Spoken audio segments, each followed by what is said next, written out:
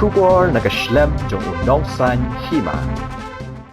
Ka B Maori Production and Lee Maori Studio kan penlongi ke final ya ke talent show ha ka arpotrik ukala lingkot arajar arpusau hayeng dorbar hall lajkor Maori lomhe na ka benta ka shat karwai ka put katem kepala syak tang kibana ka than lajkor belun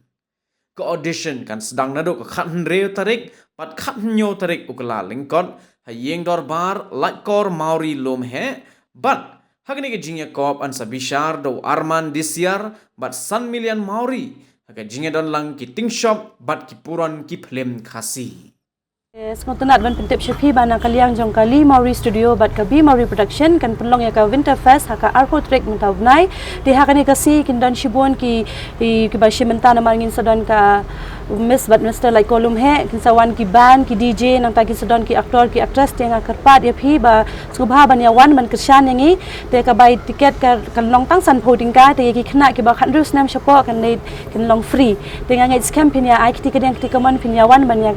ngin ya kenduk kata isi ban elek syangshit lang bat ngi kinwan iri shisha mensong nanta abalin nong khlau nanta welborn mensong nanta bat Michael Pungro bat meda aihun ban judge tem judge himanga nanta Arman Disyar bat I puja sendram dancing ke first prize kan dei 100,000 te balong baar kan dei 1,000 bat balong balai kan dei 1,000 te kitu balik mesru kan dei kumju hi te ke bairung ya ki nong shat kan dei lai arspa marwai la da dei group pat lai spa te ki balik contest miss bat Mr pada kan dei lai spa marwai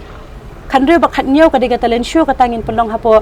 yeng dorba lai kolum he te ngin sajit pat ikitu menang tu bikin perform final ha ka arpo tarik te ha kene ka arpo tarik pada ngin pelong hapo madan football lai kolum he kan baje yang sedang ha final final kan sedang shibaje sajrong